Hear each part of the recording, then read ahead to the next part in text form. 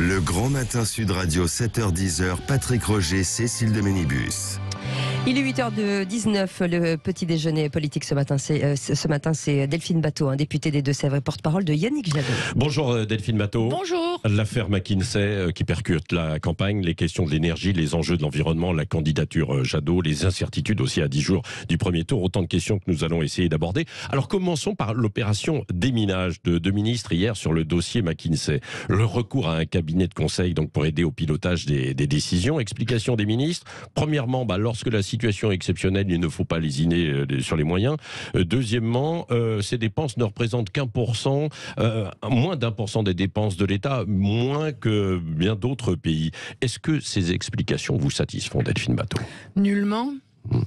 Et il y a quelque chose qui s'ajoute en fait à ce que vous venez de dire, c'est-à-dire une forme de discours de relativisation, oui. Ce qui est vraiment un processus en fait de démantèlement de l'État, de démantèlement de la capacité d'action de la puissance publique et donc de la démocratie, qui est le résultat aussi de toutes les politiques qui ont été celles de la réduction en fait du nombre de fonctionnaires, notamment dans ce qu'on appelle les directions centrales d'administration.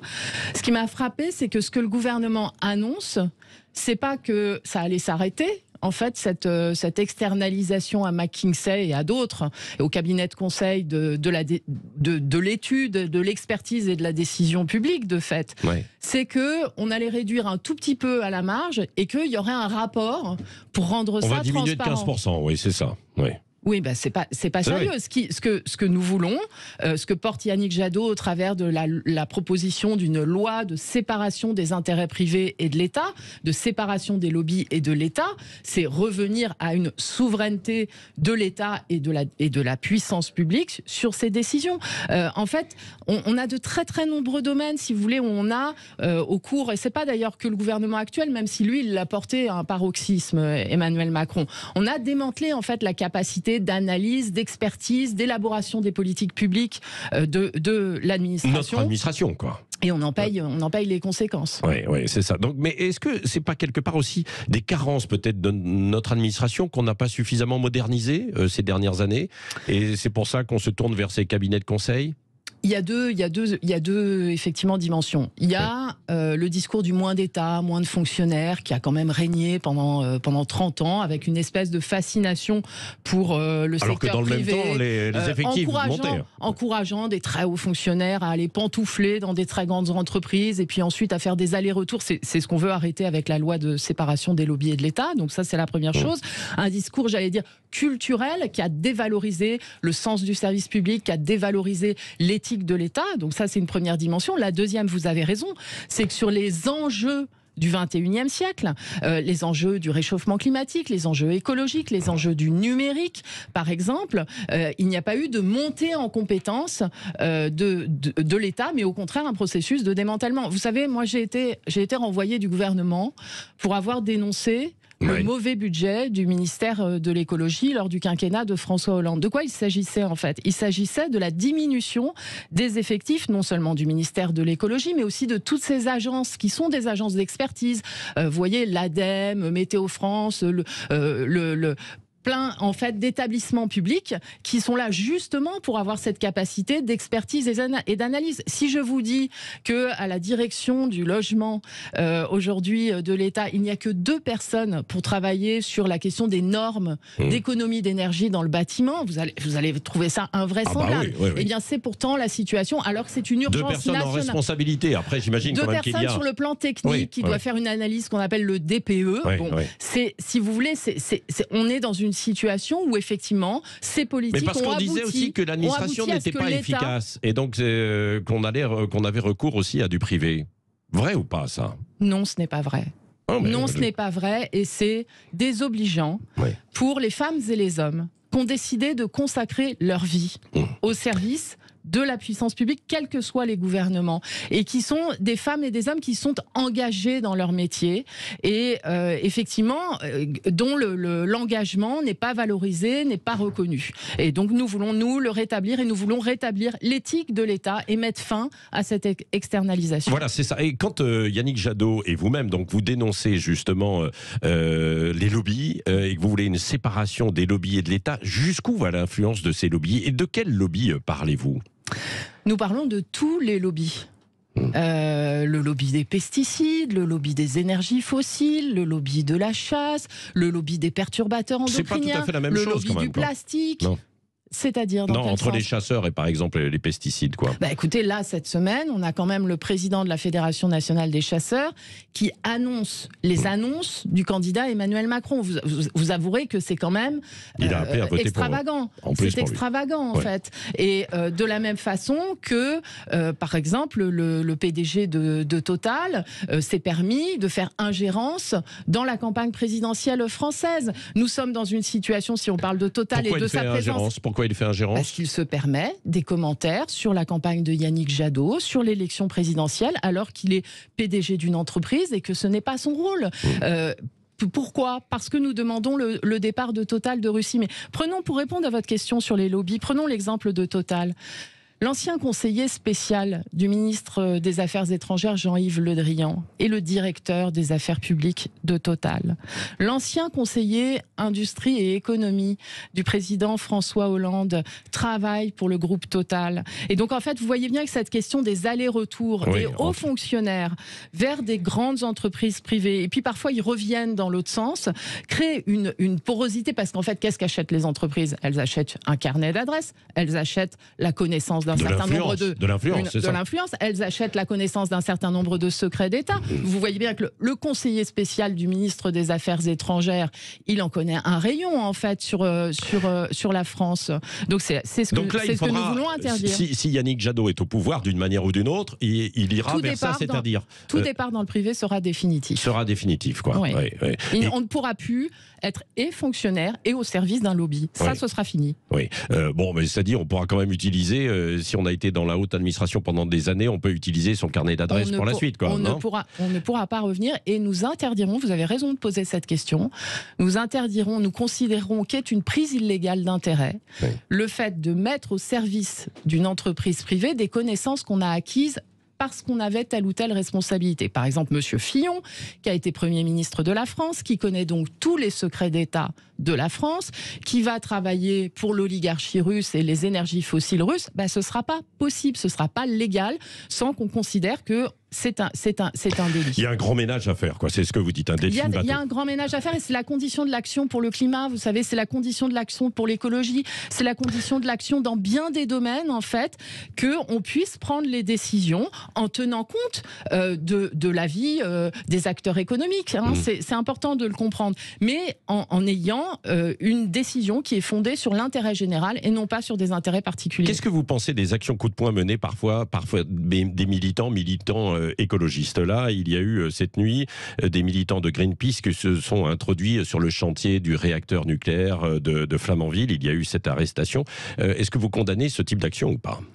Moi, je suis opposée à toute forme de violence. L'action que vous relatez, je n'ai pas l'impression qu'elle ait été marquée par des dégradations ou des violences. Je vous avoue que je n'en ai pas eu, connaissance.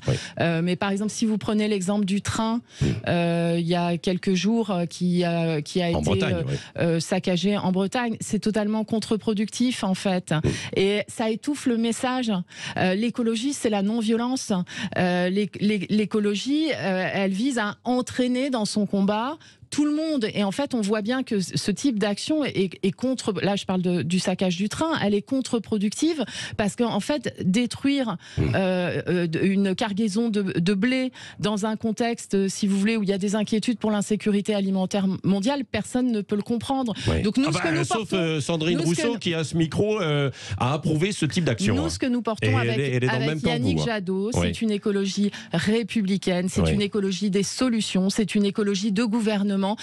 Et c'est une écologie qui apporte par la démocratie les solutions à l'urgence. Voilà. Parce que je partage, si vous voulez, des dénonciations qui sont derrière un certain nombre de ces actions, mais en aucun cas le mode d'action. Oui, alors selon l'association, puisque vous parlez justement aussi de programme, selon l'association The Shift Project, le programme présidentiel qui coche le plus de cases pour répondre à l'environnement d'une façon générale et puis aux problèmes climatiques n'est pas celui de Yannick Jadot, mais celui de Jean-Luc Mélenchon. Alors merci de cette question, parce que ce que vous venez de dire est totalement faux. Mais non, mais c'est ce qui est dit. Non, mais bien sûr. Je vais vous expliquer pourquoi. Parce que vous vous basez sur un article article de France Info.